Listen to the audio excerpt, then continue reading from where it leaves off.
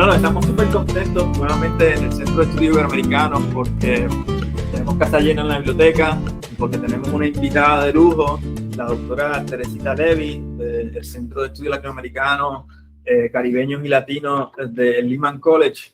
Para nosotros, pues, un privilegio poder tener estos invitados de lujo y se une a toda esa gama de invitados que ya han estado con nosotros en el pasado, y por eso no hay más que felicidad hoy, ¿no? Además de, como dije, casa llena, nuestros estudiantes aquí.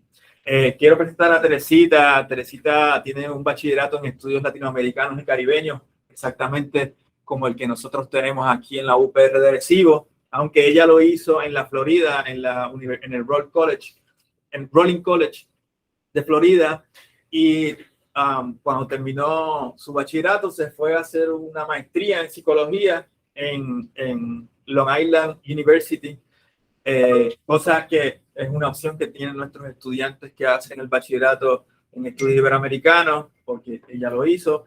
Y después que terminó su maestría en psicología, se fue a hacer maestría y doctorado en historia, y así completó su grado doctoral en historia de la Universidad de la City University of Nueva York, CUNY, todos la conocemos como CUNY, y ahora está allí como profesora en el Lehman College y colaborando en el Centro de Estudios Latinoamericanos, como indiqué, cosa que también nosotros tenemos un Centro de Estudios Iberoamericanos aquí en Puerto Rico, y por eso la conexión que hacemos entre Teresita y el Centro de Estudios Iberoamericanos que tenemos aquí en Arecibo.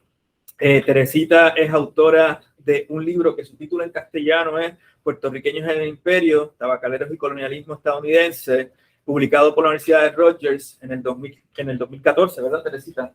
Y es un texto fundamental en la historia económica de Puerto Rico porque aporta una lectura que se perdió en perspectiva en el enfoque que se hizo en la historia económica en el azúcar. Entonces, este trabajo viene a complementar esa visión con respecto a la historia económica de Puerto Rico en el sector tabacalero, que toma unas vías y un camino totalmente distinto, y un poco de eso probablemente hablará en su presentación. Mira, no quiero extenderme más, estoy súper contento, sus trabajos van muy en sintonía con nuestros trabajos. Ella trabaja Puerto Rico, obviamente, Cuba, República Dominicana, el corazón de América Latina. Tenemos amigos en común en la Universidad de Rutgers, en la Universidad de Puerto Rico, en otros lugares. Tenemos también amigos en común aquí en la UPR, porque el señor rector es muy buen amigo, y le cedo la palabra aquí a nuestro señor rector para que nos visita y pueda compartir con el público. Nuevamente, y primero que todo, muy buenos días. Para mí, ¿verdad?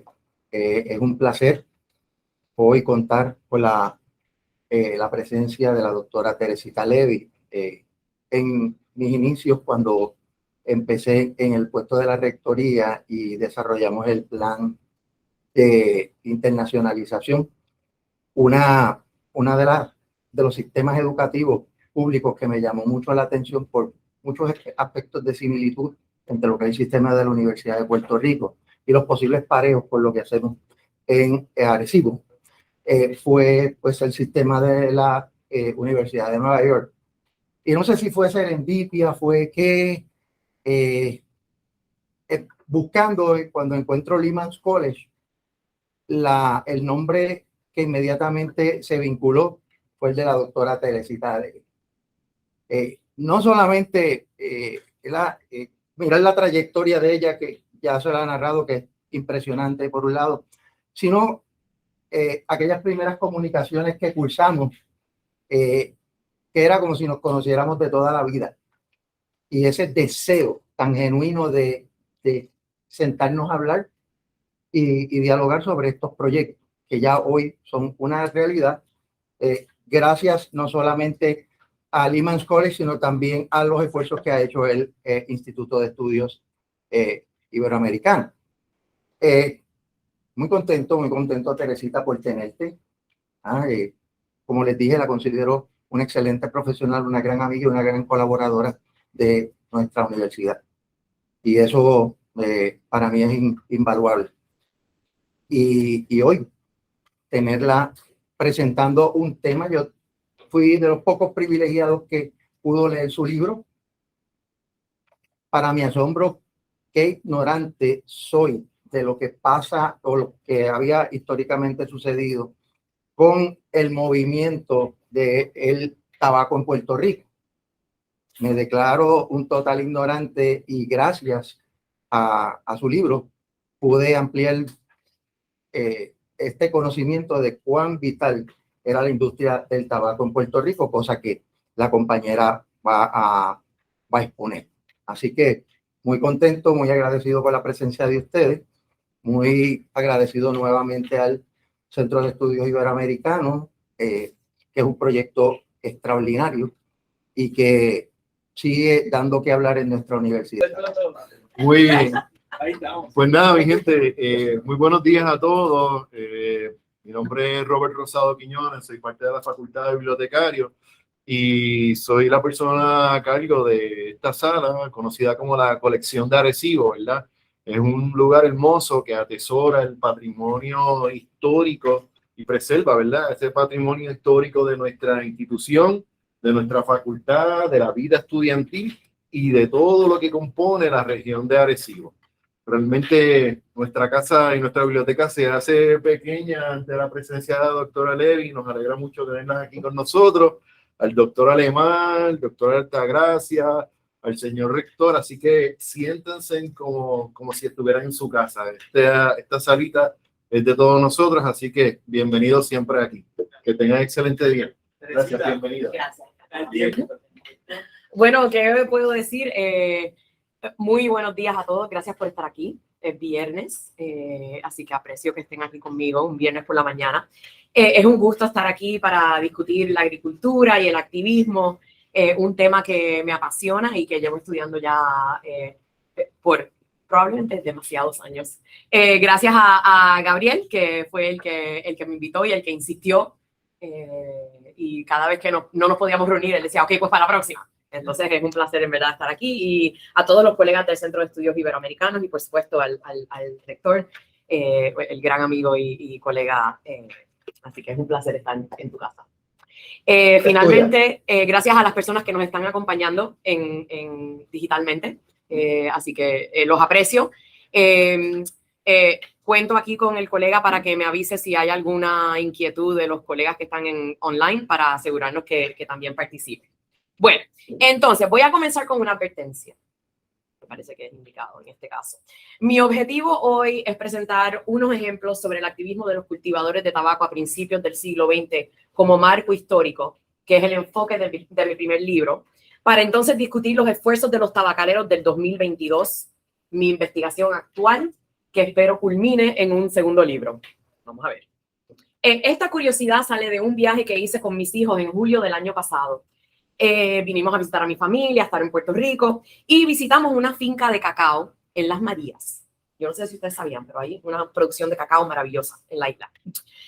Bueno, Ricardo, que era el dueño, el agricultor, nos da un recorrido por la finca, nos explicó sus planes, nos dejó a probar el cacao, el chocolate que están produciendo y tuvimos una larga conversación sobre la agricultura de Puerto Rico, la soberanía alimentaria y la política actual y cómo estas cosas todas se relacionan, ¿verdad? Entonces me quedé como que un poco impresionada, ¿no? No solamente con el esfuerzo de Ricardo, pero Ricardo me recordaba a los agricultores de principios del siglo XX de tabaco. Y entonces dije, ¿quién más está cultivando? Yo no sabía que había tanta actividad recientemente en estos últimos años, ¿no? ¿Quién está cultivando? ¿Cómo están haciendo? ¿A qué se están dedicando? ¿Cómo están vendiendo? Porque si tú le preguntas a cualquier persona, te dicen, en Puerto Rico ya no queda agricultura, ¿cierto? ¿Han escuchado eso? ¿Quién ha escuchado eso? Sí, ¿verdad? Entonces yo digo, ¿cómo estarán haciendo dinero? ¿Verdad? ¿Cómo están ganando? ¿Cómo están ganando y sobrellevando la finca, ¿no? Entonces así empecé a viajar por la isla, reuniéndome con agricultores, enfocando el proyecto para llegar ahora a lo que es hoy día, que es un estudio sobre el activismo agrícola, pero dentro del marco del tabaco. Entonces les advierto, esa es la advertencia, estoy empezando este proyecto. Estoy aprendiendo como un estudiante de primer grado, así que más bien que una conferencia experta, los invito a que piensen que esto es una conversación, un intercambio de ideas. Es la primera vez que hablo sobre este tema, Así que es un honor poderlo hacer aquí. Siéntanse incómodos, por favor, para interrumpir, preguntar, debatir. ¿Les parece bien? Ok, chévere. Bueno, próxima, por favor. Gracias. La historia de la agricultura de Puerto Rico. Esto es un rancho de tabaco, por supuesto, para los que tienen un poco de conocimiento, y para los que no, pues ya saben. La historia de la agricultura en Puerto Rico es, en pocas palabras, una historia de activismo, de participación y de negociación entre un pueblo colonial y el proyecto imperial a quien le pertenece, ¿verdad? Especialmente en el caso del tabaco, que estaba tan vinculado a la producción para los Estados Unidos. La próxima, por favor. En lugar de una vida de campo idílica que nos imaginamos, ¿verdad? Vivida por hombres y mujeres simples de la tierra, los cultivadores de tabaco vivieron vidas de activismo, lucha, protesta, resistencia, negociación. Los agricultores puertorriqueños del siglo XX argumentaron que tenían derecho a afiliarse como clase, a ser incluidos en legislación federal beneficiosa y a tener acceso al conocimiento científico de última hora. Hoy, en este siglo, acceso a todos estos derechos todavía centra la lucha de los agricultores. La próxima. Durante las primeras 4 décadas del siglo XX, el cultivo de la hoja de tabaco para el mercado estadounidense fue una de las actividades económicas más importantes de la isla. Para la gente que vivía en la zona montañosa, era la más importante sin duda. La próxima, por favor. Casi todos los municipios en ese tiempo, de 1900 a 1940, reportaron algún cultivo de tabaco, pero la producción se concentró en las regiones de la isla que ven aquí en este mapa. La hoja de tabaco se desarrolla por primera vez como cultivo comercial en las tierras altas del este, lo que ven aquí en el área roja del mapa. Esta hoja de tabaco era de buena calidad, una hoja exquisita, que tenía tan buena reputación que los puros cubanos de la época usaban la hoja de Puerto Rico como capa, que es la primera hoja que uno prueba cuando uno se fuma un puro. En las montañas occidentales, que es el área verde, Arecibo incluido en este grupo, el tabaco se desarrolla como un producto importante un poco más tarde. Y esa hoja es un poco más brillante, un poco más amarilla, se cura de otra manera y se usa más bien para hacer puros, tabaco de masticar, tabaco de pipa y cigarrillos después más adelante. La próxima. Ahora miren esto. En contraste, en el último, me están diciendo, pero es que no veo nada. Exacto. En contraste, en el último censo agrícola, la producción de tabaco no está ni incluida en las estadísticas agrícolas. Cuando estaba analizando este último censo, preparándome para este proyecto, hice una búsqueda, hice ¿cómo se llama? Descargué el censo último, ¿verdad? Entonces hice una búsqueda de la palabra tabaco. Y cuando me regresa, sale 0. Puede ser, no puede ser. Busco a ver, a lo mejor lo escribí mal, lo hago de nuevo, nada. Y digo, bueno, está en español, lo debería hacer en inglés. No, en inglés, tabaco. Nada, 0. No lo puedo creer, ¿verdad? Me parece, es una locura. Aparentemente es así. Si creemos a este último censo que se publica en el 2018, en Puerto Rico no se cultiva tabaco. No existe. Pero yo sé que eso no es cierto, ¿verdad? Yo he visitado fincas, yo lo he visto con mis propios ojos, he hablado, veo gente aquí asintiendo, así que seguro que ustedes lo han visto, ¿eh? Pero obviamente la cantidad ya no es un comercio, no es un producto mayor, ¿no? En términos de comercio. Y bueno, descubrí que fue en el censo del 1992, hace 30 años, se tomó la decisión de eliminar el tabaco como una cosecha mayor. Así que los últimos datos oficiales que tenemos por el censo son del 1987, cuando solamente se contaron 70 fincas cultivando tabaco y solamente en los municipios de Ciales, Sidra y Utuado, que tampoco es cierto, pero bueno, eso es lo que tenemos como datos, ¿verdad? Así que interesante, ¿verdad? Que fuimos de una isla donde todos los municipios reportaban el cultivo de tabaco, donde en un momento en la historia ahora, donde ni sabemos. ¿Ok? Y les comento que, lo puedes cambiar para la próxima, gracias. Y les comento que para el 1940 el cultivo de tabaco era uno de los mayores empleadores de la isla y en las áreas montañosas era el más importante de nuevo. ¿Ok? Hoy día no tenemos estas estadísticas. Conozco tabacaleros, pero no sabemos cuántas personas se dedican. Todavía, en eso estoy trabajando. Ok, la próxima. Les quiero presentar a algunos de los agricultores con quien me he estado reuniendo y que están cultivando tabaco actualmente. Primero quiero que conozcan a Francisco Castro, que es agricultor y dueño de su finca Neo Jibairo en Río Grande. Si no han ido, es absolutamente maravillosa. Está abierta los viernes, sábados y domingos de 3 a 10. Tienen un humidor, ellos producen tabaco, hacen todo desde la semilla hasta la cura, hasta torceder, hasta fumar. Pueden hacer de todo allí. Tienen una barra, un horno de pizza, es un sitio maravilloso. Así que les recomiendo que si alguna vez pueden ir, está en Río Grande. Les presento ahora a Walter Tito Fernández, que es uno de los partners, de los socios en la finca Neo Jibairo. Él es un artista gráfico, un comerciante, él lo pueden encontrar en el Cigar House en el Viejo San Juan, hablando de tabaco 25 horas al día, honestamente. Es especial, una arte maravillosa y él se encarga de toda la parte gráfica de la finca Neo Jibairo. Música, ventas, él se encarga de los eventos y los ayuda de otras muchas maneras. He tenido la oportunidad de hablar con ellos sobre sus metas, esperanzas y retos como agricultores y tabacaleros. Y finalmente les quiero presentar aquí, a la próxima, a Gabriel Cruz Ayala, Gaby, el Chan, y a su esposa Liz Janes López, dueños de la casa La Hoja del Chan en Caguas, que era el centro tabacalero. Ambos son artesanos, ambos son maestros de la confección tabacalera y de ellos he aprendido más sobre la burocracia insular, los retos de los torcedores y la falta de educación que existe sobre la industria agrícola en general, la industria de tabaco en particular, ¿no? Ellos tienen un taller en Caguas, en el centro de Caguas, lo pueden ir a visitar si buscan La Hoja del Chan. Él abre el taller, él da talleres de cómo torcer, da talleres de cómo fumar un puro, si no saben fumar un puro. No que les estoy diciendo que fumen, por favor, para nada. No quiero meter a nadie aquí en ningún lío. Ok, dale, en la próxima. Bueno, en todas estas conversaciones que he tenido, escuché ecos de las luchas de los agricultores de tabaco a principios del siglo XX, tema que discutí en mi libro, como dijo Gabriel, Puertorriqueños en el Imperio. Cada vez que me contaban de algún reto o problema en la industria tabacalera, yo les decía, oye, eso pasó hace un siglo y te voy a contar qué fue lo que pasó. Entonces empezamos un vaivén, ¿verdad?, de aprendizaje. Yo aprendía de sus experiencias como tabacaleros, como agricultores, cómo era cultivar hoy día en Puerto Rico. Y ellos aprendían de la historia del activismo agrícola que yo conocía del récord histórico. A veces tenemos suerte de hacer investigaciones y ustedes van a descubrir esto en su proyecto, que nos llenan el alma, que te sientes que estás compartiendo algo único, algo especial, un espacio casi sagrado.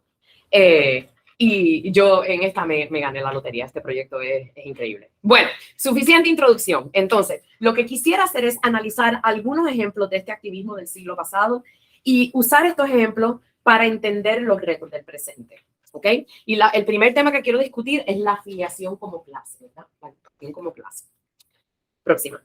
Gracias. Los agricultores de la isla, incluyendo a los cultivadores de tabaco de principios del siglo XX, reconocieron que su poder se expandiría enormemente si se unían. La Asociación de Agricultores Puertorriqueños fue fundada en junio del 1924 como una organización colectiva que representaba a los agricultores puertorriqueños. La asociación se convirtió en la voz pública de los agricultores en las legislaturas insular y federal. Y fue a través de esta afiliación que los agricultores obtuvieron la mayor influencia política en esta estructura colonial. Próxima. A partir del 1925, la asociación celebró una asamblea general anual en donde los miembros analizaban los problemas económicos que eran vigentes en ese momento y discutían problemas específicos de algún cultivo que del cual estuvieran pendientes, por ejemplo. Y organizaban sus esfuerzos de cabildeo dependiendo de cuáles eran las luchas que tenían en ese momento. En el 1925, en esta primera reunión en Ponce, la preocupación principal de la membresía era la noticia que había una visita programada para Washington por parte del gobernador de Puerto Rico, que en aquel entonces era Horace Mann Towner, el gobernador Towner, y algunos legisladores locales que lo iban a acompañar. Próxima, por favor. A la asociación, a los miembros de la asociación, le preocupaba que estos funcionarios engañaran a las autoridades federales con sus relatos del grandioso progreso de la isla. Los miembros argumentaban que dado que los poderes no están en Puerto Rico, están en Washington, una comisión de agricultores que representara a la asociación tenía que unirse al gobernador para realmente representar la situación económica en la isla. La próxima. Para apoyar este esfuerzo, los miembros de la asociación recaudaron $2,700, 1926, ¿ok? Para cubrir los gastos del viaje y demandaron, con esta oferta, a que el gobernador Towner apoyara a la comisión. El gobernador Towner accedió y ellos, la comisión, junto con el gobernador, visitaron Washington en abril del 1926. Se reunieron con el secretario de guerra, que era Davis en ese entonces, General McIntyre, que era el que estaba a cargo de los territorios insulares, etcétera. La próxima, porfa. No, todavía, espera un momento, perdónenme. Lo que quiero comentar sobre esto, lo que es importante sobre esto, es que si pueden ver que hay, tengo las donaciones divididas por municipio, como pueden ver, ¿verdad? Entonces, para que vean un poco quiénes eran los miembros en este momento, en el 1926, pero pueden ver también que hay aquí una línea que dice donaciones individuales, ¿verdad? 890. Que es la mayor parte de todas las donaciones. Y cuando tú ves el récord, hay donaciones de 15 centavos, hay donaciones de 25 centavos, de $150. O sea, es increíble. ¿Y qué nos dice esto? Cuando tú ves este esfuerzo, ¿qué nos dice? Que no fue la Puerto Rican Leaf Tobacco Company, que solamente regaló $100, como pueden ver, que no fueron solamente los agricultores grandes, porque sí habían, ¿verdad? Pero que para llegar a esta cifra, tuvo que haber cientos y cientos y cientos de tabacaleros que ayudaron a recoger este dinero. Y acuérdense que en este entonces el 90% del tabaco en Puerto Rico se cultivaba en fincas de menos de un acre. El 90% de menos de una cuerda. ¿Ok? Así que cuando hablamos de, como decía Gabriel, cuando hablamos del azúcar siempre pensamos en haciendas, en plantaciones, ese tipo de cosas. Pero cuando hablamos del tabaco, estamos hablando de un productor local que está muy atado a su vecindario, ¿no? Ok, la próxima. Pueden ver en esta imagen que esto es una caricatura, una imagen que publica en la revista del agricultor puertorriqueño, que se llamaba El Agricultor Puertorriqueño, la revista de la Asociación de Agricultores. Y pueden ver que la comisión tenía una agenda importante que incluía hacer cumplir las leyes de posesión de tierras que estaban vigentes, la suspensión de la tasación de impuestos sobre la tierra y la mayor disponibilidad de préstamos para cultivos. Todos, de hecho, problemas que los agricultores de hoy están enfrentándose. Acceso a la tierra, dinero para cultivar, ese tipo de cosas.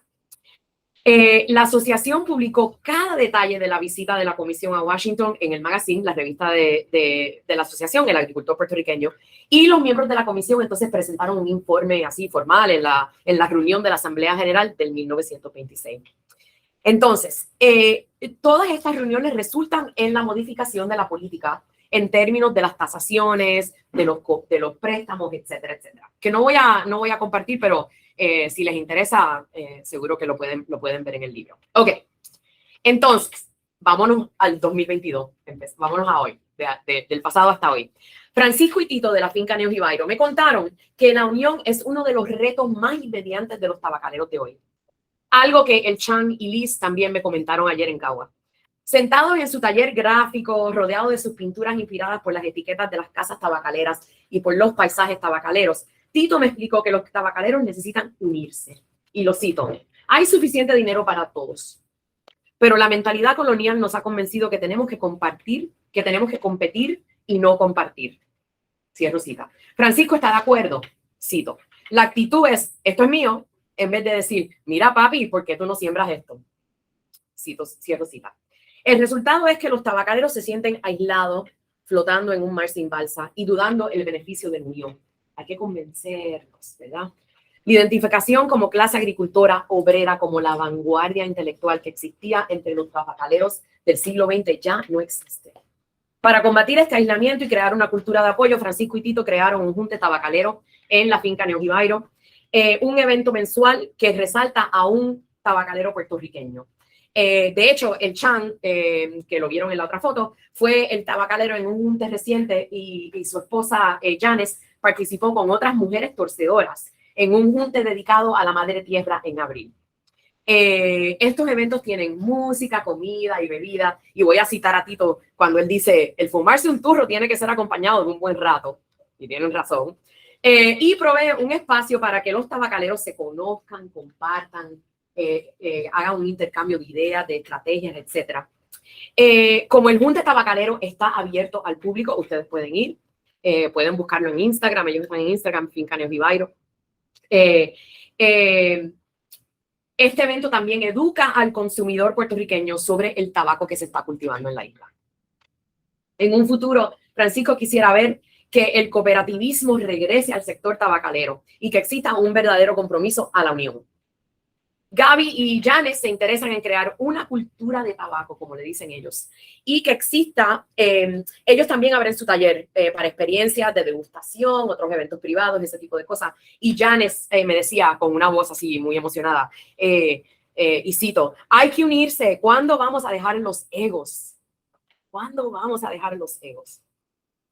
Los tabacaleros del siglo XX no solo se unieron a la Asociación de Agricultores, y quiero entonces demostrarle un segundo tema, pero ellos también crearon una asociación de tabacaleros de Puerto Rico que estuvo que estuvo vigente creo que hasta a los 60, y un instituto de tabaco que originalmente fue,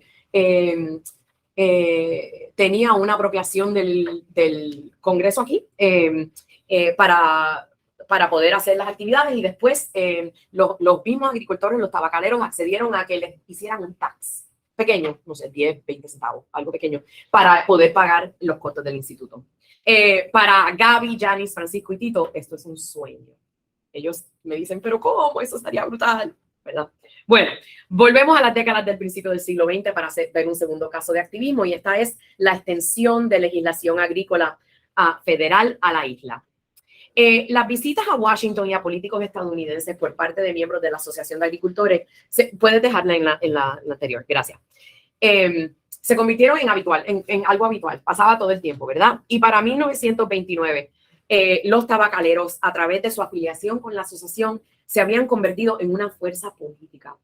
En junio de ese año, el Congreso de los Estados Unidos aprueba una ley de comercialización agrícola, Agricultural Marketing Act, puede que lo hayan leído en inglés así, que creó una Junta Agrícola Federal para asesorar a los agricultores en la comercialización de su producto, así como para otorgar crédito agrícola a los agricultores que lo necesitaban.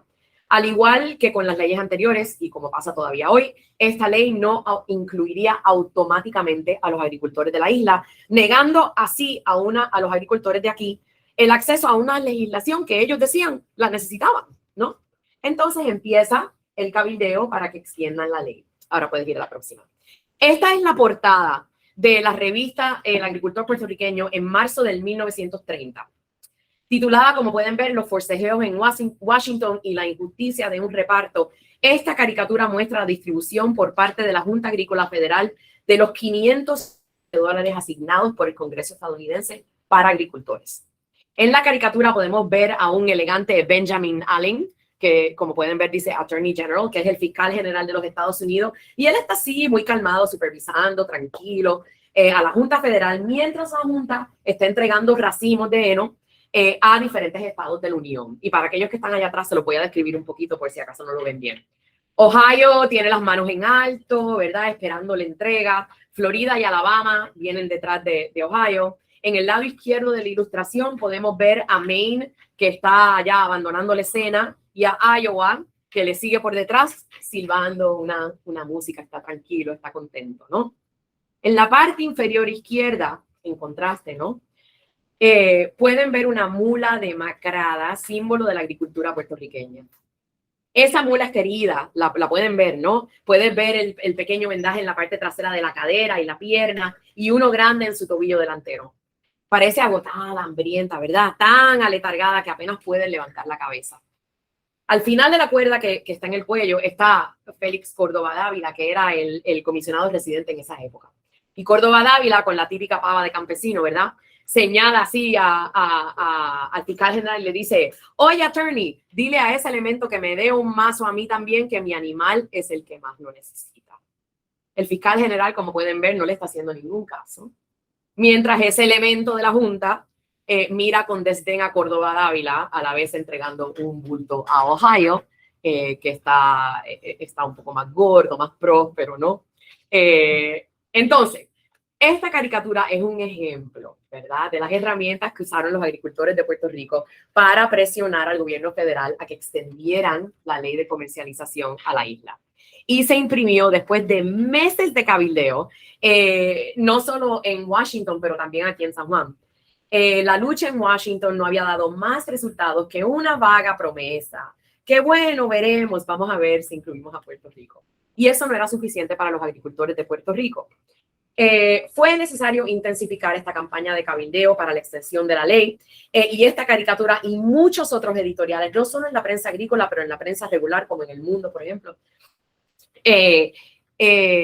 junto con una visita al presidente Hoover, de una delegación de agricultores y funcionarios insulares, dieron como resultado la extensión de la ley a Puerto Rico en octubre del 1930 en su totalidad. La próxima. Le conté esta historia a la gente de la finca Neo Jibairo y se asombraron. Francisco me dijo, y cito, yo quiero que el agricultor sea un agente político. El entrar en agricultura significa entrar en un discurso de lo que necesitas. Cierro cita. Tito está de acuerdo y me contó lo que está pasando con el Cigar Fest. No sé si saben que viene un Cigar Fest a Puerto Rico en diciembre, primer fin de semana en diciembre. Gracias. Y este es un evento y como dicen los organizadores, para celebrar la cultura del tabaco en Puerto Rico. Finca Neo Jibairo quisiera participar, pero el costo de ir es $300 por booth, ¿verdad? Por stand, por mesa. Y algo que muchos tabacaderos, incluyendo Finca Neo Jibairo, es un sacrificio, ¿verdad? Ellos no pueden hacer. Le pregunté a Tito si había algún descuento para los productores locales, ¿verdad? Y se empezó a reír, más bien burlándose, que honestamente era más frustración que burla. No es que él quiera que este evento solamente incluya tabacaleros de Puerto Rico. Obvio, él quiere que el tabaco de Puerto Rico se fume dentro de un mundo mucho más grande, ¿no? Pero él está de acuerdo o dice que debe haber un compromiso con la industria local, que debe haber algo preferido, ¿no? Vamos a invitarte, pero déjame apoyar al mío, que más lo necesita. Igual que la mula, ¿no? Hay que apoyarnos donde nos necesitamos. Le pregunto, le digo, oye, imagínate, si todos los tabacaleros puertorriqueños que existen ahora mismo hubiesen dicho, o nos dan un descuento, o no vamos. Hacemos un boicot, decimos que este festival es una porquería, que nadie debe ir. Le digo, ¿qué hubiese pasado? En las redes sociales, no sé, en cualquier sitio, ¿verdad? Y se quedó callado así y me dice, ojalá lleguemos a ese sitio, donde veamos lo importante que es trabajar juntos. Janice y Gaby de la Hoja del Chan tienen otra interpretación. Súper interesante, ¿no? Para ellos el Cigar Fest es una oportunidad de estar en un evento internacional y ellos lo ven como una inversión en el futuro de la industria de tabaco. ¿Qué importa si hay que pagar? Decían. Es parte de la inversión, es parte de crear una marca, es parte de dar a conocer el tabaco puertorriqueño. Ok, les voy a dar otro ejemplo de activismo legislativo para que vean. Para la década del 1930, la asociación se había convertido en el campeón de la nación, así se decían ellos mismos.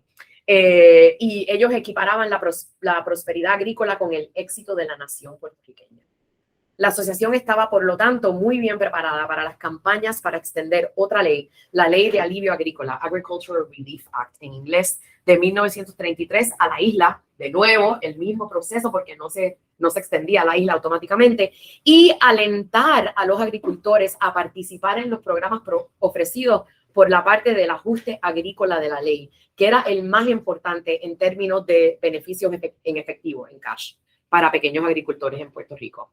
Aunque la ley de ajuste agrícola, la AAA, incluyó muchos productos básicos agrícolas en su programa, los más exitosos fueron los del sector del tabaco, ya fuera en Estados Unidos o en Puerto Rico. En Puerto Rico, la AAA proporcionó una estructura para que los productores de trabajo pudieran reducir las plantaciones sin sacrificar ingresos. Y puede que se estén preguntando, ¿por qué? Ya verán. Poco tiempo después que la AAA fue aprobada por el Congreso de los Estados Unidos, el director del programa de tabaco de la administración en Washington, el doctor Hudson, visitó a Puerto Rico. Visitó fincas tabacaleras, se reunió con el comisionado de Agricultura, que en aquel entonces era Rafael Menéndez Ramos, y se comprometió a hacer todo lo que él pudiera para extender los beneficios de inmediato a Puerto Rico. Y en marzo de 1934, ya la ley se había extendido a Puerto Rico en su totalidad. ¿Ok? La próxima, porfa.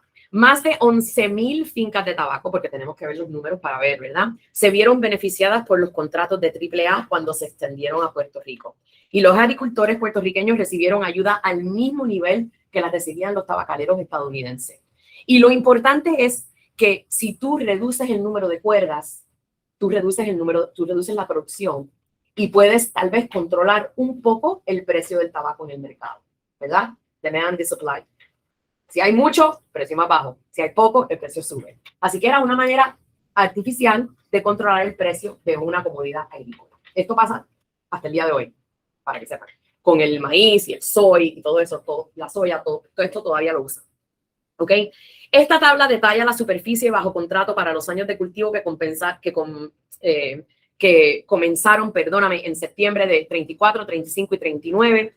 Se hicieron asignaciones AAA en casi todos los municipios de la isla, pero lo importante aquí es, miren la última, el porciento de cuerdas asignadas en las regiones tabacaleras varía del 93% al 88%.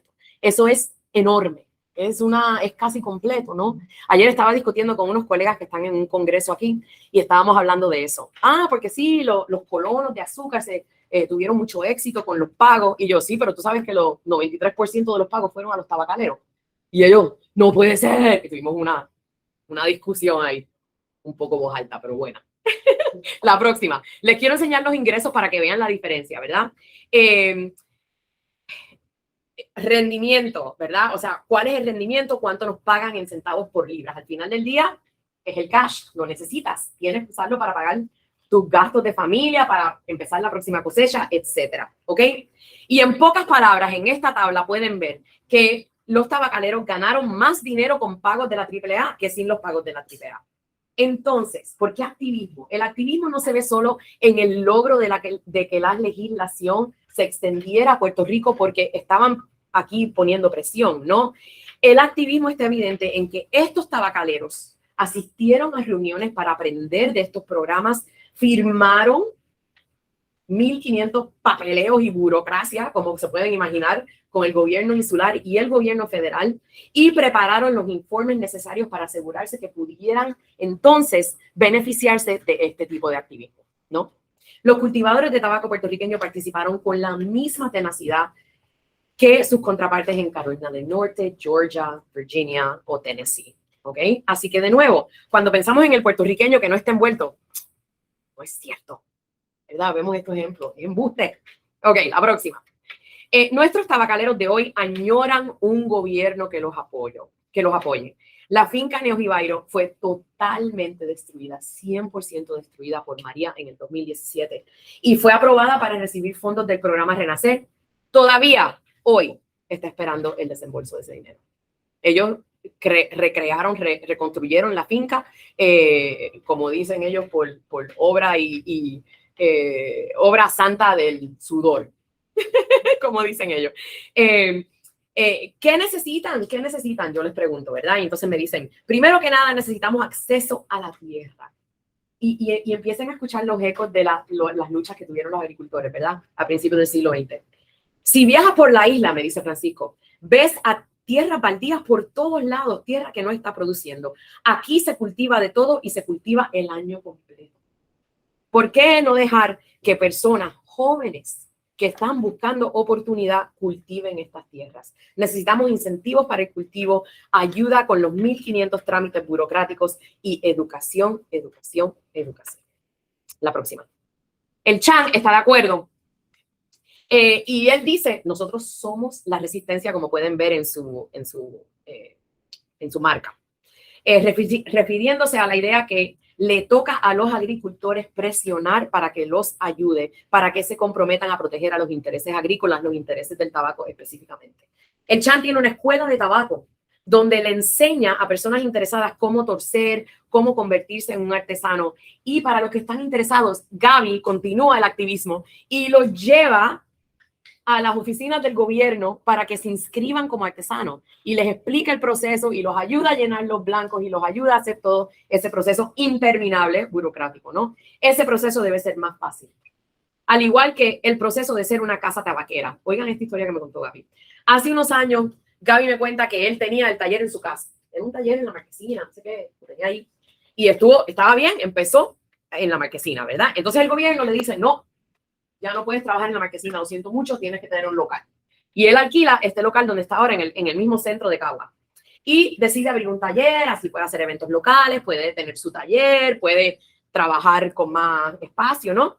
Entonces ahora el gobierno ha cambiado la ley, de nuevo, después de pagar todos esos permisos hace unos años todo. Y la ley ahora dice que no puede tener, escuchen esto, un proceso de manufactura, ¿verdad? En el mismo sitio donde hay un proceso de ventas. Un poco extraño, ¿no? Gaby dice que es porque así le cobran 2 veces. Pero bueno. Así que adivinen para dónde se va. A su Marquesina. Porque él no quiere tener que bregar con la burocracia de tratar de sacar 2 permisos. Y lo hizo, pero ahora está más difícil todavía. Y dice, pues, voy a sacar el proceso de la manufactura y me lo voy a llevar para mi casa de nuevo. Y entonces hacerlo que colinde con la ley que pasó en aquel entonces que no le cuadraba. Así que imagínense, ¿no? Un proceso interminable de burocracia. ¿Por qué no hacerlo más fácil? Si no estamos hablando de 500,000 personas haciendo esto, por favor, estamos hablando de unos cuantos, ¿no? Bueno, y como se pueden imaginar, se ha gastado miles y miles y miles de dólares para poder hacer su trabajo, para poder desempeñarse como artesano, ¿no? Ok, vámonos para la próxima. Gracias. Ok, perdóneme que perdí aquí mi... Ok, ok, entonces ahora quiero comentarles sobre un último ejemplo para discutir con ustedes y es por la conversación que tuve con Francisco y la importancia de la educación agrícola. Y quiero hablar del activismo agrícola evidente entre los agricultores de tabaco en el marco de la educación agrícola. La experimentación y educación científica formaron parte principal del proyecto de modernización rural y de modernización agrícola. Y la Estación Experimental Agrícola, vinculada primero con el Departamento de Agricultura y luego con la Universidad de Puerto Rico, es la institución encargada de esta misión. En el sector tabacalero, el proyecto científico agrícola se concentra en buscar soluciones para los problemas de cultivo, ¿verdad? Variedades de hoja que mejor rindan, el rendimiento por cuerda, pestes dañinas, abonos más eficientes, menos químicos, ese tipo de cosas, ¿no? Los agricultores puertorriqueños sabían que existían programas federales para financiar este tipo de investigación científica y una vez más demandaron que los incluyeran en estos procesos. Pero ¿cómo diseminar este conocimiento científico en un pueblo rural, en un pueblo casi completamente analfabeto a principios del siglo XX? 2 maneras, programas de radio y demostraciones en vivo, ¿verdad? Empezando en los 1920, agentes afiliados primero con la Estación Experimental de la Universidad, agentes puertorriqueños debería decir, y luego con el Servicio de Extensión Agrícola del Departamento de Agricultura, hicieron miles de demostraciones alrededor del campo, ¿ok? Cómo usar abono, cómo seleccionar la mejor semilla, cuál era la mejor manera de curar el tabaco, etc. Miles y miles y miles de agricultores fueron a estas demostraciones. Pero la ciencia es útil solamente si se puede aplicar, ¿cierto, no? Y los agricultores tenían que entonces utilizar esa tecnología en sus fincas para que impactara la cosecha. Esos mismos agricultores entonces no solo aprendieron la tecnología, pero entonces regresaron a la finca y practicaron ese conocimiento. Podemos determinar el éxito de estos programas si analizamos la estadística de producción y rendimiento, es decir, cuántas libras de tabaco se producen por cuerda. La meta era aumentar el rendimiento por cuerda para que la superficie cultivada en tabaco pudiera reducirse y entonces los campos baldíos pudieran usarse para otros cultivos como hortalizas, tubérculos, frutas, cosas que necesitamos para comer, ¿no? En 1910, como pueden ver aquí, el promedio en la última línea por cuerda en las regiones tabacaleras era de 506 libras de hoja de tabaco por cuerda, 516 libras. Para el 1940, el promedio había aumentado a 698 libras por cuerda, un aumento de 35% casi, desde el 1910. El suelo cultivado con tabaco no se repone milagrosamente, ustedes lo saben, es un producto muy intensivo, requiere mucho nitrógeno, agota el suelo un poco, ¿no?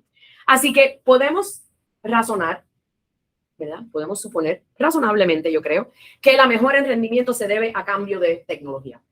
Cambio de uso de fertilizantes, semillas que duran más, que son más fuertes, y otros métodos generales de cultivo, todos los cuales fueron cuidadosamente documentados por científicos en la estación experimental y agentes que trabajan para el Servicio de Extensión Agrícola. Además, esta no la tienen aquí, el 82% de todos los municipios productores de tabaco aumentaron su rendimiento por cuerda en esta época. Un logro notable, impresionante, y evidencia de que la investigación científica y los programas de aplicación práctica fueron no solo efectivos, pero generalizados a través de la industria. Finalmente, este aumento generalizado de los rendimientos sugieren que no fueron solamente una o dos grandes explotaciones de tabaco las que adoptaron estos métodos científicos de cultivo, sino que, de hecho, un gran número de pequeños agricultores que, como saben, ya son el 90% de los cultivadores de tabaco, debieron haberlo hecho así también. Si fueran las 3 fincas de más de 300 cuerdas, no veríamos este cambio tan grande, porque el 90% del tabaco estaba en fincas más pequeñas. Así que los datos, la data, nos está sugiriendo que esto era generalizado a través de la región tabacalera. Ok, entonces les enseño. Francisco, en la finca Neojibairo, me dice, el problema mayor de la agricultura es la educación agrícola. Cuando Francisco decidió que quería cultivar tabaco, no encontró recursos aquí para aprender cómo hacerlo. Él fue a la República Dominicana, por todo Cuba, y aprendió los procesos del tabaco. Desde cómo cultivar y proteger una semilla hasta la confección de un puro. Fue en esos países donde Francisco pudo aprender la técnica. Aunque hace un siglo todo esto existía, ¿verdad? Y está todo documentado, que entonces se podría ir a buscar y ver el tipo de cultivo que se hacía. Y miren esta foto. Yo no les puedo decir honestamente lo emocionante que es ver esto, porque lo que están viendo es hoja de capa, que no se cultiva en Puerto Rico desde el 1920. Hoja de capa. Y está preciosa, está perfecta, está maravillosa. Maravillosa. La hoja de capa, como les comenté, es la hoja última, es la hoja que tú pruebas, es la primera hoja que hace contacto con tus labios, con tu boca, con tu lengua. Así que es la más importante de todas. Y están cultivando bajo paño, como pueden ver dentro de un greenhouse que tienen ellos allí, bajo paño, que es la mejor manera de cultivar la hoja de capa. Verla así de nuevo, tan sana, tan preciosa, bueno, es maravilloso. Y lo interesante es que esto se hacía aquí y se hacía bien, se hacía perfectamente bien. Pero Francisco tuvo que salir para poder aprender porque estos recursos ya la gente no sabe dónde buscarlos.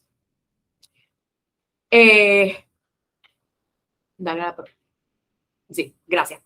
Todos están de acuerdo que la educación no es solo para los agricultores, pero también para el público consumidor. Y aquí estamos hablando del tabaco, pero pueden cualquier otro producto agrícola. Pueden cambiar el tabaco por cualquier producto agrícola. La educación es importante. El público tiene que aprender, ¿verdad? Cuando van al supermercado, cuando ustedes van al supermercado y ven todos los productos del campo, de productos agrícolas, las frutas, los vegetales, son un montón, ¿verdad? Y entonces hay una esquinita así que dice, de aquí. ¿Se han dado cuenta? Y entonces esa sección de los productos es así chiquita. Entonces la gente no sabe que aquí se cultiva de todo, ¿verdad? No hay espacio para poder hacer esa representación. Cuando estuve aquí, me cambié un poquito, perdóneme. Cuando estuve aquí en mayo me reuní con una extensión, una instalación en Salinas, de casi 900 cuerdas de terreno. ¿Saben lo que cultivan en Salinas? Guess. Adivinen. Sandía. ¿Quién lo sabía? Sandía. Yo le digo a mi mamá, yo voy para Salinas, que voy a visitar a un agricultor de sandía. Y mami me mira y me dice, ¿aquí no cultivan sandía? Y yo, bueno, aparentemente sí, y muchas. Así que es esta educación al consumidor, igual a todos nosotros tenemos que aprender también. La finca Neojibairo, como ven aquí, está abierta para recorridos educativos, clases de siembras para niños, tienen unas conexiones con las escuelas locales en Río Grande, y para cualquier persona que quiera visitar y aprender sobre la agricultura en general y el cultivo de tabaco. Ellos tienen una instalación de lechuga, berenjena, diferentes de los tubérculos, una finca buenísima. La próxima. En el taller de la hoja del Chan, en el mismo centro del pueblo de Caguas, Galli ofrece talleres y presentaciones para los que quieren aprender a confeccionar un puro. Y lo pueden lo pueden ver en su barra, y cuando él lo contratan para hacer eventos privados, él se lleva todo eso. Y entonces se sienta ahí y hace puros, le enseña a la gente cómo fumar, le enseña a la gente lo que está cultivando, etcétera, etcétera. Gaby y Janice, su esposa Janice, participan en cualquier oportunidad que se les presente para educar al público. No importa si es en una boda, no importa si es el Cigar Fest, no les importa, ellos van porque ellos están muy dedicados a que la gente aprenda sobre el tabaco. Ok. Y para concluir, gracias por su paciencia, estamos siendo testigos de un renacer en la agricultura y en la producción artesanal de tabaco en Puerto Rico. Los agricultores puertorriqueños de hoy, como los que han conocido hoy, Francisco, Tito, Gaby y Janice, están comprometidos a rescatar o despertar, como dice Gaby, no solo el sector tabacalero, pero quieren crear y esto es una cita, producto de calidad brutal, como dice Francisco. Ese es el producto que quieren. La historia del activismo agrícola, evidente a principios del siglo XX, nos demuestra que nuestros agricultores de tabaco siempre han luchado por los intereses del sector agrícola. Siempre han sido activistas. Estos agricultores se informaban sobre la legislación agrícola federal y presionaron incansablemente para beneficiarse de los programas disponibles. Crearon y se unieron a organizaciones que representaban sus intereses, asistieron a reuniones, redactaron informes, propuestas, cartas, votaron a favor o en contra de resoluciones, debatieron apasionadamente, contribuyeron dinero y tiempo para proteger el estado de la industria agrícola. Los representantes de los agricultores puertorriqueños visitaban gobernadores, presidentes, senadores, otros administradores insulares y federales, a veces desafiándolos públicamente, como vieron en esa caricatura. Los funcionarios insulares y federales respondían a tales desafíos, como es evidencia, por ejemplo, en la extensión de ley de ajuste agrícola en la isla.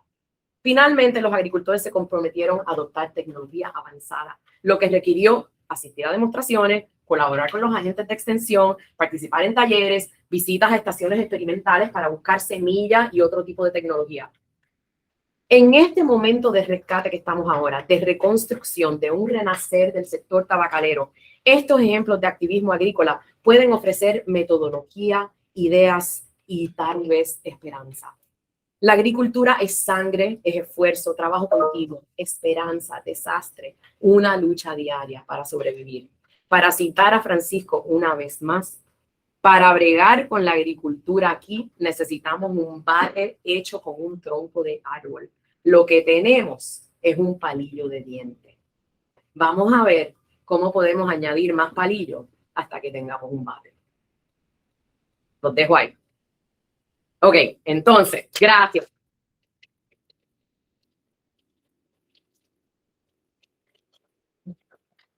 Preguntas, comentarios, dudas. Sí, vamos a la parte de las preguntas. Sí.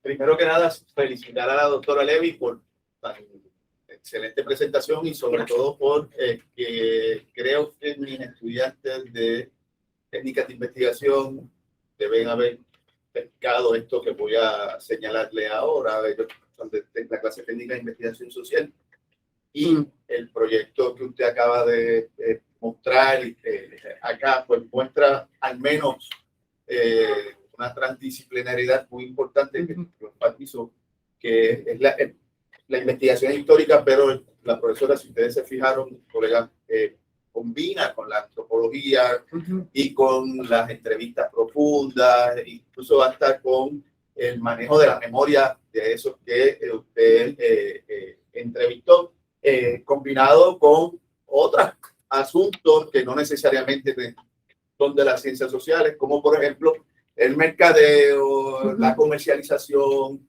y la obtención, o sea, una cuestión económica y la obtención o la creación de unos nichos,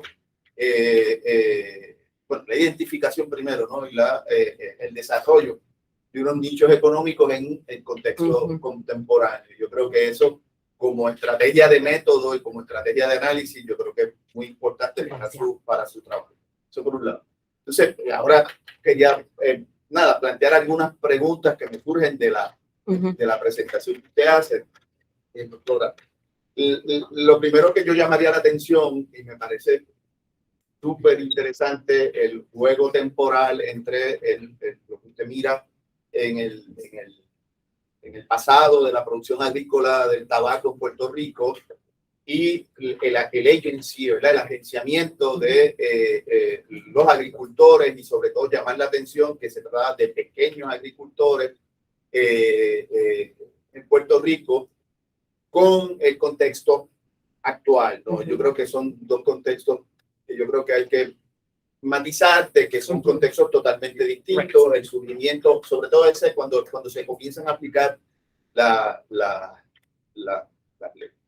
legislación, ¿no? Usted comentó de la AAA en Puerto Rico, hay que ver el contexto, que es el contexto donde se está construyendo o arrancando el New Deal y el Estado benefactor norteamericano. O sea, que era parte del proyecto de esta nueva política pública, sobre todo para enfrentar la crisis económica que arranca en octubre de 1929, y que a los entrevistados suyos, en el contexto actual, lo que le ha tocado vivir es la desmantelación del proyecto del Estado benefactor. Entonces, el agency, el agenciamiento político es importante, usted lo resalta, pero yo creo que la estrategia no necesariamente son las mismas, porque a quien hay que mirar o enfrentar, o no sé cómo plantearlo, pues el contexto cambió, ¿no? Eso por un lado, que yo llamaría la atención. El otro asunto es que me parece a mí importante el dato que usted señala, de un 90 y tanto % de los tabacaleros eran pequeñas fincas, ¿no? Actually, mi abuelo en Sidra tenía una pequeña finca de 5 puertas, una parcela pequeña de 5 puertas, y producía tabaco. Y secaba tabaco y todo este rollo. Allí yo llegué a ver eso en los 70 todavía. Sí. Pero lo interesante lo que me llama la atención es que, y la pregunta es, ¿qué papel jugaron los comerciantes? Es otro renglón u otro actor en todo toda esta trama histórica, ¿no? ¿Qué papel jugaron los comerciantes precisamente para que se adelantaran las políticas, ¿no?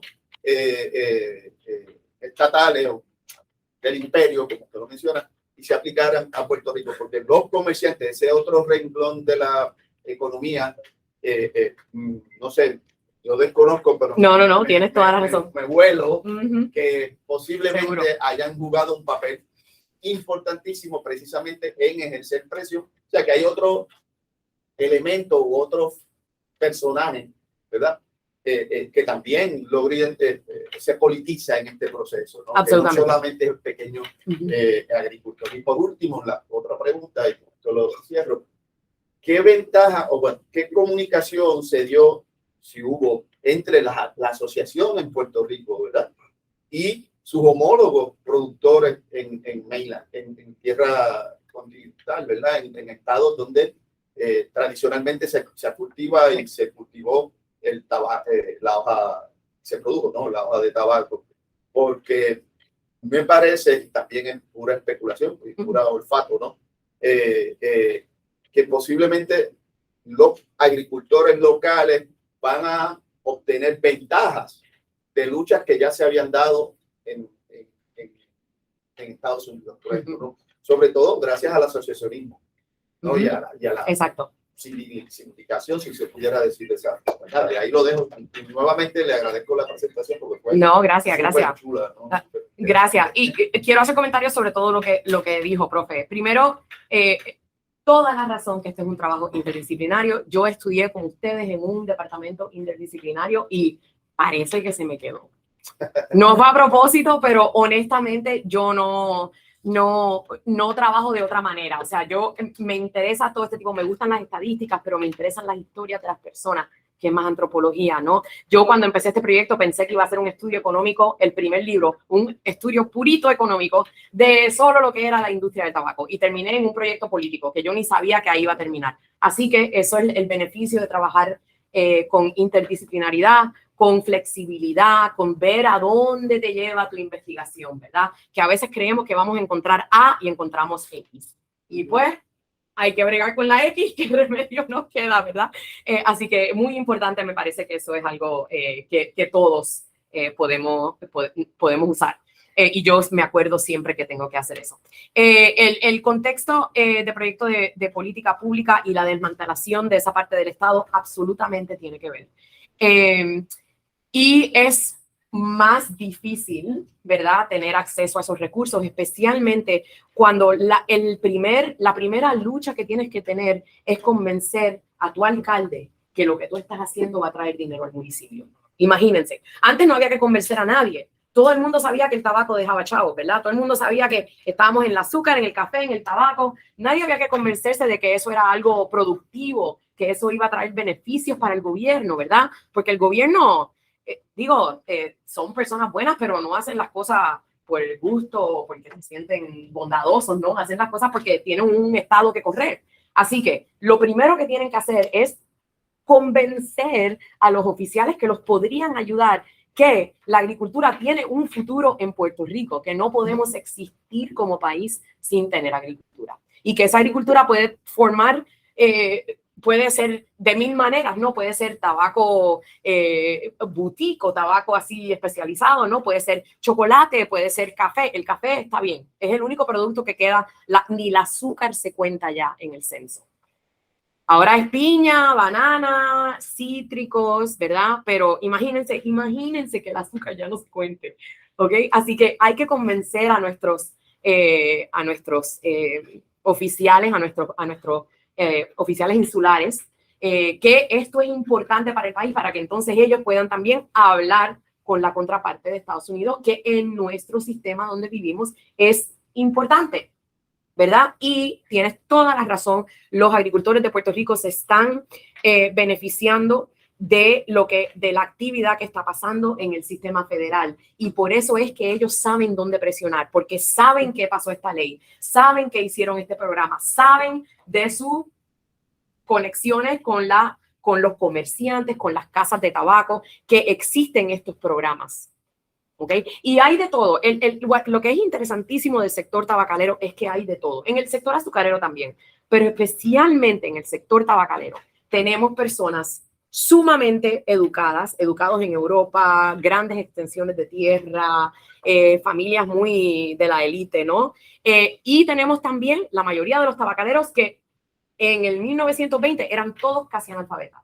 Entonces es súper interesante, necesitas todas esas personas para crear una alianza, ¿no? Necesitas tener gente que sepan bregar con el gobierno federal, gente que sepa cómo bregar con la tierra, gente de todas partes para poder crear un movimiento donde de verdad el activismo llega a tener impacto en la producción.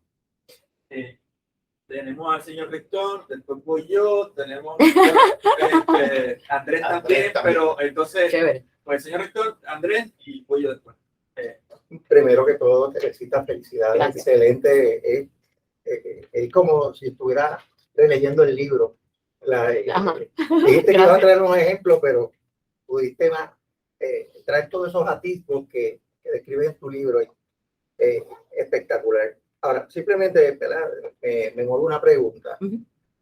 Al ver toda la pasión, toda la dedicación que le has dedicado a este esfuerzo, escuchar por ahí, por otro lado, que someramente dijiste que hay un libro en ciernes por ahí, otro libro en ciernes. ¿Cuáles son los próximos pasos? ¿Qué variables son, qué aspectos son los que ahora te siguen? ¿Qué es lo próximo? Apasionando. ¿Qué es lo próximo? Bueno, primero, como les dije, estoy empezando este proyecto. Entonces, ahora el próximo paso es, como ya he creado una relación con estos agricultores que son bastante activos en el tema del tabaco, la gente los conoce, son personas que tienen mucho respeto ya. Ellos van a ser mi clave, ellos me van a llevar y me van a entonces a presentar a las personas que tienen un poco más de reticencia, de no sé, esa cosa académica, yo no quiero hablar con, y si me coge el gobierno, cosas así, ¿sabes? Que la gente pues no tiene mucha experiencia y pues se asustan, le da un poco de ansiedad el tener que hablar con alguien, aunque una vez me conocen, en verdad no hay lío, pero el que abran la puerta a veces es un poco difícil y ellos me están ayudando a entonces conectarme con los tabacaleros. Creo que voy a venir al Cigar Fest para conocer a los organizadores y ver quién se aparece allí y cómo funciona todo eso. Pero entonces voy a empezar a venir. Gaby me va a ayudar a hacer una reunión con tabacaleros y entonces voy a hacer una pequeña presentación. Y para que ellos me conozcan, voy a traer mi libro, para que ellos vean que yo no tengo intereses de hacer dinero, o sea, es un proyecto académico, ¿no? Que otras personas que son antropólogos y que bregan con el público. Yo, como historiadora, pues, yo siempre digo, tengo suerte porque brego con los papeles viejos que nadie quiere saber y a nadie le importa, pero ahora que estoy hablando con personas y es una conexión humana, ¿no? Pues entonces hay que tener mucho cuidado, tengo que pasar todos los procesos de ¿cómo se llama? IRB, Internal Review Board, ¿verdad? Que te dicen que puedes entrevistar a las personas de una manera más sistemática, etcétera, etcétera. Aunque si son memorias, usualmente no necesitas ese tipo de aprobación, pero como yo probablemente cuando ya vaya a escribir un libro, voy a argumentar ciertas cosas basado en la evidencia que ellos me presentan, pues voy a necesitar ese tipo de aprobación. Así que por eso es que hoy, si se fijan, hablé mucho sobre la conversación. Lo que les conté fue de las conversaciones que tuvimos, porque para eso no necesito tener aprobación de los comités de ética, ¿no? Eso lo puedo hacer sin problema. Yo le pedí permiso, obvio, a Gaby, a Tito, a todos ellos que si podía usar en nuestra conversación. Y ellos, dale, haz lo que quieras, porque están encantados, ¿no? Ellos quieren que se conozca, quieren apoyar la industria, pero eso es lo próximo, Carlos, es hacer más contactos, es de verdad conocer lo que está pasando hoy mismo en la industria. Cuando Francisco me dice que la gente, esto es mío, no lo toque, yo quiero saber qué significa y en dónde está el miedo, cuál es el miedo, de dónde viene, es competencia de recursos, es competencia que si tu hoja no es tan buena, entonces me vas a dañar la mía, o sea, ahora no sé de dónde es que viene eso. Pues ese tipo de preguntas tengo ahora que indagar en todas esas áreas. Cuando hablan de educación, ¿a qué se refieren? Cuando hablan de programas gubernamentales, ¿qué es lo que necesitan específicamente? ¿Entiendes? Y así a lo mejor tratar de mover un poco el panorama para, como yo les digo, lo que yo puedo ofrecer es pararme en mi podio y hablar con personas que tal vez puedan invertir, sean oficiales del gobierno, que puedan convencerse de que esto es importante. Yo puedo usar esa posición para ayudar de la manera que pueda, pero ellos son los que hacen todo el esfuerzo. Yo nada más estoy aprendiendo de ellos. Así que ese es el próximo paso, es aprender. Bueno, Andrés, estudiante de nuestro programa. Antes, ¿quieres pararte un poco para que se vea mejor y se escuche mejor? Pues, primero que todo, quiero decirle que me gustó mucho la presentación, como del pasado, y cómo afecta el presente, cómo se puede ver ahora. Y hablando del presente, quiero preguntarle que además de la tecnología nueva de las hojas de capa que volvieron, ¿qué nueva tecnología sí ha visto, si ha visto alguna? Honestamente, es regresar a cultivar orgánicamente. Esa es la tecnología nueva. Interesante, ¿no? Que es el regresar a un suelo que está sano, a un suelo que no necesita abono artificial, abono químico, es usar tecnología que se han perfeccionado en los últimos 50 años, ¿verdad?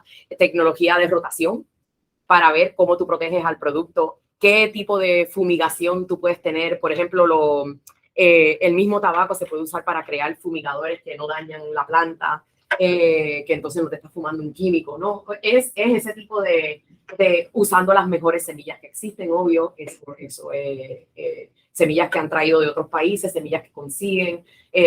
Gaby, por ejemplo, está trabajando con un colega en Connecticut, donde todavía se cultiva muy buen tabaco, y entonces ellos tienen un intercambio para ver cómo pueden traer, porque esa hoja aquí crece muy bien. Siempre ha habido hoja de Connecticut aquí. Entonces, pues, la tecnología, interesantemente, es un retorno a lo orgánico, a la manera de cultivar que se conocía en los antaños, antes de la comercialización, antes de la explotación para la exportación, ¿no? Así que esa es súper interesante. Y entonces, si de verdad necesitas un abono, pues entonces los abonos han mejorado. son más eficientes, puedes tener más rendimiento. Y también acuérdense que todavía estamos viviendo un momento de, ¿cómo se dice? No es injusticia, es inseguridad alimentaria, ¿verdad? Estamos viendo a ver qué pasa cuando hay un desastre en la isla y no tenemos acceso al alimento que importamos. ¿Qué pasa? ¿Cómo creamos un poco de soberanía dentro de ese espacio, ¿no? Entonces, pues para los tabacaleros de hoy, ellos también dicen, bueno, si tengo 50 cuerdas de tabaco, a lo mejor guardo 2 y en esas 2 cultivo habichuelas verdes, guineo, plátano, china, toronja. Entonces, ¿cómo lo hago para que todo funcione a través del año y tenga producto todo el año? De nada, gracias a ti. Un par de comentarios, si quieres, Joshua, ponme esta imagen acá, la voy a colar por aquí porque aprovechar, tengo mi grupo de economía y de CISO básico. Pásalo por ahí, Joshua, como pueda. Porque una tecnología fundamental también en esto, que no tiene que ver con el desarrollo agrícola per se del crecimiento de la planta, pero sí para el mercado, la producción y el negocio, es las plataformas, ¿no? Y la manera de mercadear el negocio y para vivir el capitalismo de alguna manera actualmente este es un medio fundamental. Está en la finca neojibara que tú estabas mencionando y vemos que ya no son campesinos como los de la foto de los años 30. Exacto. Evidentemente estamos hablando de gente que está metida en la última línea de lo que es el business actual, que se fundamenta en la red de las plataformas, la tecnología, el internet, el diseño, es una red global, es un asunto que, o sea, está en Puerto Rico la finca, pero está en el mundo virtual, en todas partes, ¿sabes? Y eso es un rasgo del capitalismo actual, contemporáneo, como era, y eso es lo que me parece interesante, Teresita, la lectura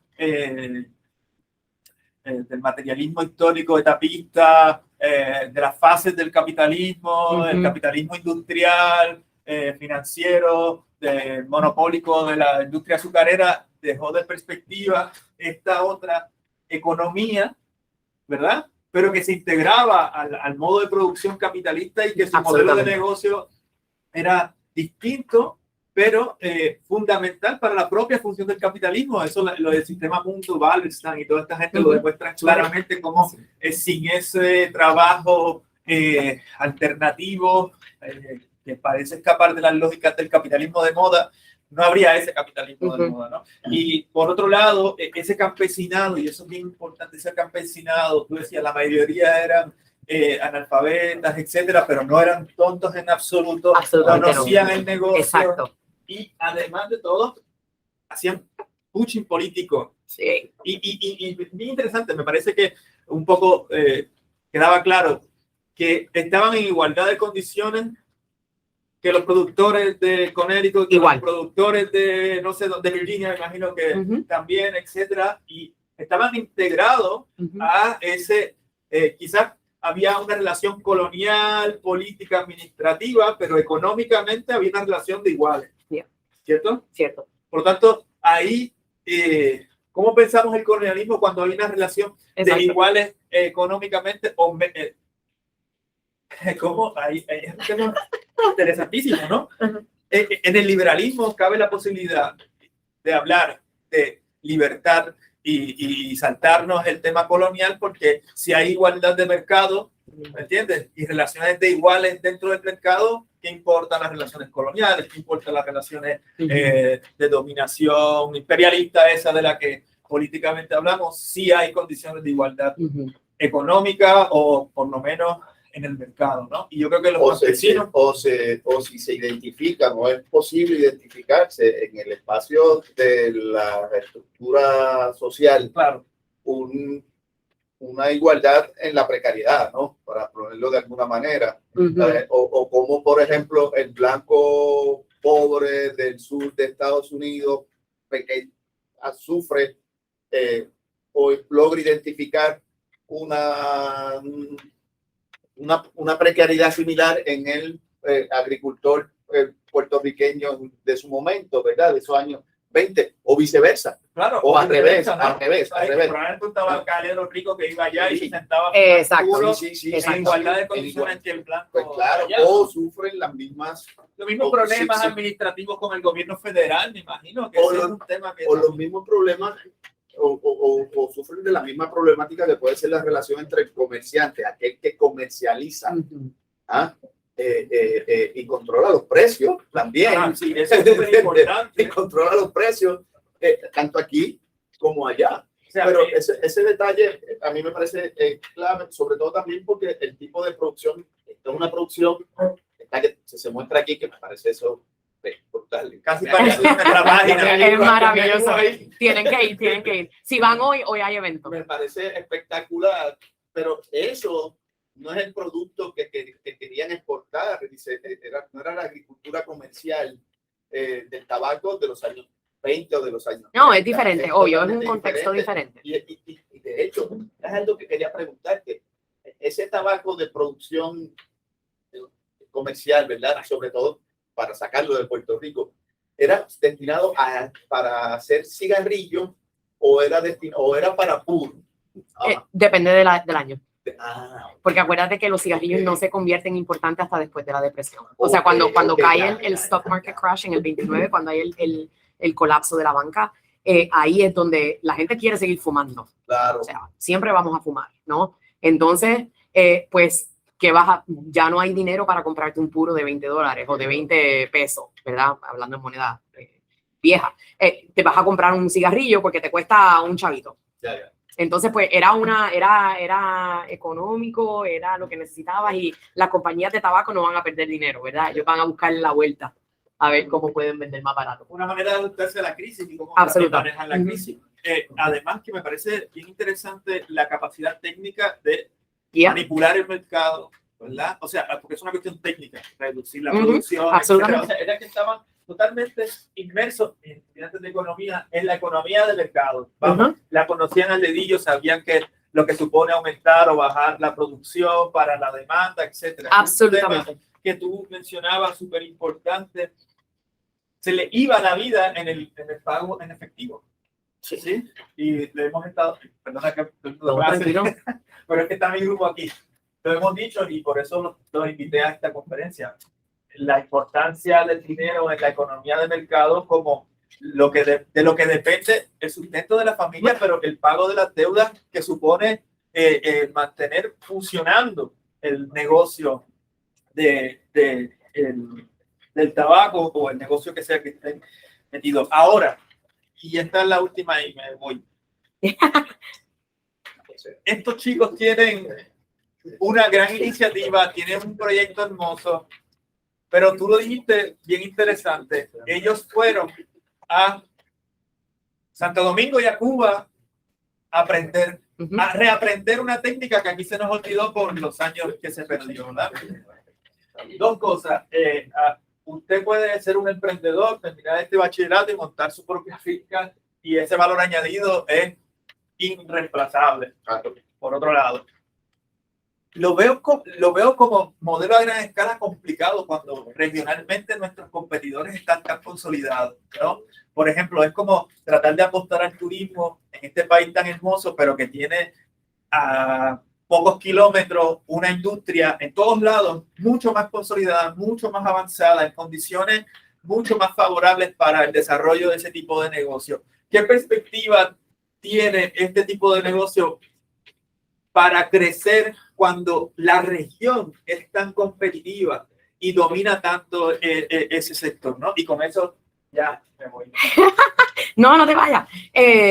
Ok, antes de llegar a esa, unos cuantos comentarios. Una de las luchas de los agricultores, no importa de qué producto, es cómo yo voy a ganar dinero, cómo yo voy a sobrevivir este cultivo, cómo yo voy a llegar al año que viene. Entonces, lo que han hecho los chicos de Neovivairo es ellos han diversificado la manera de recoger ingresos. Ellos tienen, como pueden ver ahí, lo hidropónico, ¿ves? Que son lechugas. Todas esas lechugas están en Fresh Mart, están en otros supermercados. Ellos tienen contrato con todos, tienen ese ingreso, que es fijo si no hay una tormenta que les dañe la instalación, ¿no? Tienen, si pueden, tienen como les comenté, ellos cogieron un container de estos que vienen en los barcos, ¿saben? Los containers esos, y lo convirtieron en un humidor.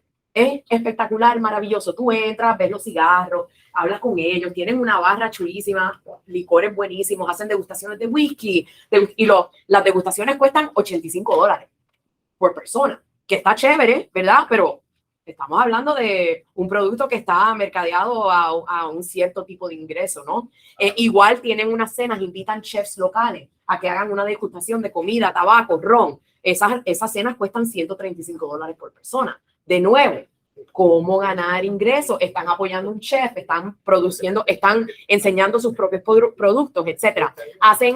Tienen una área que no creo que esté aquí, pero tienen un área de glamping. Ellos cogieron una caseta de campaña súper espectacular y le pusieron aire acondicionado, solar, y le pusieron internet, y entonces tú puedes alquilarla y quedarte como un Airbnb, ¿verdad? Como estamos ahora.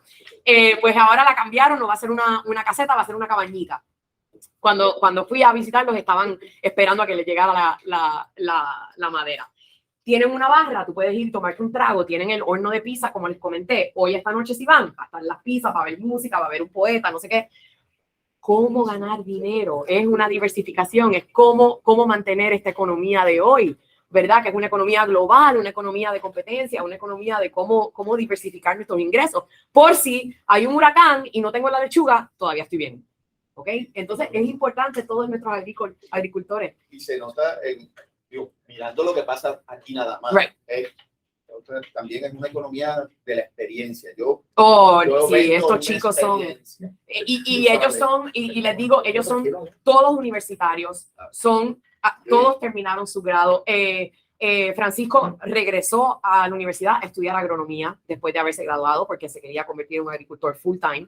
Y entonces son unas personas dedicadas a hacer esto y hacerlo bien, ¿verdad? Aprender la mejor manera de hacerlo. Pero que tiene que ver con economía, Gabriel. Tiene que ver, tienes que ganarte lo más que pueda. Sé que estamos ya casi fuera de tiempo. La cuestión colonial es importante porque enmarca la lucha. Por ejemplo, la lucha empieza con esta ley nos toca a nosotros también.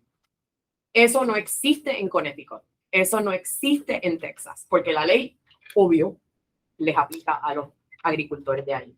Entonces, si no estuviéramos en ese sistema colonial, no tendríamos que pasar 6 meses trabajando para que por lo menos digan, ok, está bien, les vamos a dar la ley, ¿verdad? O sea que sí es importante discutirlo porque es dentro de ese espacio que surgen estas luchas. Y lo otro que voy a decir sobre el capitalismo y la competencia, yo tuve una reunión con una conversación con una mujer navajo en Estados Unidos para un proyecto que estábamos haciendo. Y ella me dijo, tú sabes el problema de todos nosotros. Y ella se considera una persona de una nación indígena, pero una persona con mentalidad colonial también, ¿no? Porque ha pasado por todo lo que para algunos de nosotros lo consideramos ese tipo de lucha y de sufrimiento, ¿no? Y entonces ella dice, nosotros operamos, cuando somos sujetos coloniales, operamos de una mentalidad de escasez, ¿verdad? Nos han enseñado cómo es que funciona el capitalismo, nos han enseñado cómo es que se supone que lo hagamos, nos han enseñado cuál es nuestro espacio y es todo espacio. Entonces empezamos con esta idea de, en esta competencia, ¿cómo vamos a hacerlo? No hay suficiente. Entonces ella me dice, lo que debemos de hacer como personas colonizadas es empezar a hablar de una mentalidad de abundancia, donde hay suficiente para todos. Entonces te cambia, porque tú no dices, ok, ¿cómo yo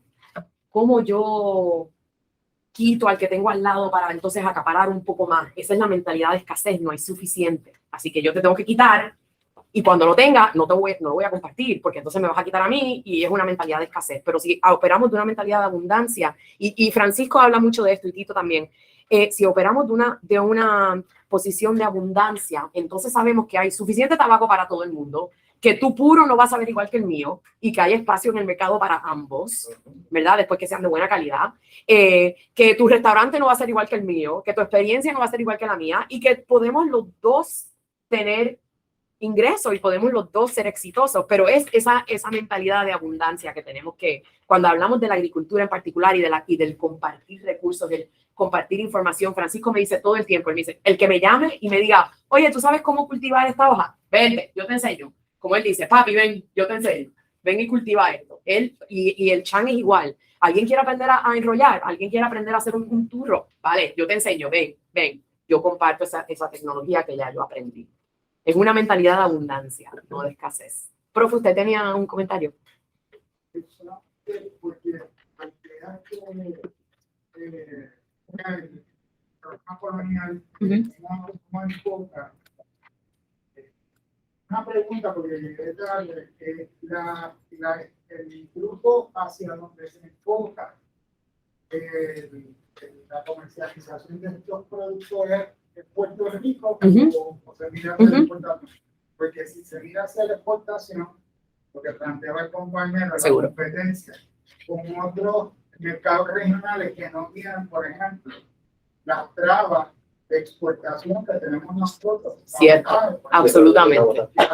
Competitivo. El sistema colonial, right. Locales que pueden ser de mayor calidad, pero en última instancia, las trabas coloniales siguen afectando el desarrollo del país. De acuerdo. Tiene toda la razón. Y sí, el producto ahora, ellos en un universo perfecto, ¿verdad? Ellos se imaginan que en algún momento sí va a haber, por ejemplo, hay Cigar Fest en todos lados. Las Vegas tiene uno, Berlín tiene uno, Londres tiene uno. Ellos quieren que el tabaco de Puerto Rico sea considerado como, hay tabaco de Cuba, hay tabaco de Nicaragua, hay tabaco de República Dominicana, hay tabaco de Puerto Rico, hay tabaco de, así. Ellos quieren ser otro grupo de tabaqueros. Entonces ellos dicen, sabemos que es diferente, sabemos que podemos hacer un producto de buena calidad, un producto orgánico, un producto que tiene una tecnología avanzada, que se hace con mucho amor, mucho sabor, con mucha personalidad boricua, ¿no? Entonces ellos quisieran, obviamente, tener un poco más de exportación. El Chan exporta bastante y él tiene los tabacos, él es el único productor puertorriqueño que está en los duty free shops en el aeropuerto. Así que cuando van al aeropuerto lo van a ver, la hoja del Chan. Él tiene todos sus tabacos allí. Pero, ¿saben cuál es el reto de Gaby? Gaby no consigue suficiente tabaco aquí en Puerto Rico. Así que él no puede producir un tabaco que es 100% puertorriqueño. Él produce un tabaco con hoja de Nicaragua al estilo de Puerto Rico. Es una confección puertorriqueña. Él lo hace aquí en su taller, como vieron. Pero él no puede decir, no puede poner en su etiqueta 100% hecho en Puerto Rico. Finca Neojibairo, sí, porque ellos hacen todo el proceso. Entonces Gaby ahora está empezando una finca que la iba a empezar a plantar y la iba a empezar a sembrar cuando pasó Fiona. Así que entonces tuvo que esperar a que pudiera hacerlo. Pero él en un futuro ellos quieren, y Gaby dice, si a mí me llega una orden de 1,000 cigarros al mes, chévere, yo la hago, a mí me encanta. Yo trabajo con cualquier persona que tenga una tienda, cualquier persona que me quiera dar 1,000 tabacos. No lo puede hacer con hoja de Puerto Rico, no hay suficiente. Entonces, pues ese es el juego, ¿verdad? Tenemos que convencer que se puede sembrar más, que se puede sembrar bien, que hay remuneración, que te va a llegar dinero, que puede que en algún momento lleguemos a un momento donde hay ayuda del gobierno, ¿verdad? Estos tipos de programas de nuevo. Pero por ahora, los únicos que están produciendo tabaco 100% Puerto Rico es la gente de Neojibairo. El resto son todos mezclados, porque no hay suficiente. Yo creo que desde el pensamiento ya... Hay algo de eso en el manifiesto comunista. El capitalismo logra producir suficiente para que se acabe la escasez, ¿no? Por el avance tecnológico. Pero justamente la idea del valor en la lógica capitalista se funda en la escasez, justamente. En la escasez, ¿no? Que es una gran contradicción. Lo que significa que no es solamente un cambio de mentalidad, sino el soporte de todo el aparato institucional, social, para que sea efectivo, ¿no? No porque queramos que algo sucede, ¿no? En este caso, habría que tener todo un apoyo a un aparato estatal, económico, jurídico, por ejemplo, en el caso que queremos exportar, que apoye esa producción, o etcétera, etcétera, ¿verdad? Así que, nada. Terminamos con esto, gracias a los que se quedaron al final, tenemos 2 regalos. Gracias. Tenemos un bultito con merchandising institucional y además tenemos 3 libros de nuestra colección que queremos que los tenga. Tenemos una colección que ya algún día llevaremos al Lehman College y se la donaremos a la biblioteca de allá. pero aquí tienes 3 títulos nuestros, el título del profesor de Carlos Altagracia sobre República Dominicana. Gracias. Un libro sobre Photographic Memories de las mujeres en el Caribe. Y nuestro último título publicado, el libro de la doctora Silvia Álvarez Urbero sobre Puerto Rico. Así que para nosotros es un honor poder académico, trabajo intelectual y orgullo institucional. Así que de verdad se lo agradecemos nuevamente. Gracias a ustedes. Hasta la próxima. Gracias a ustedes.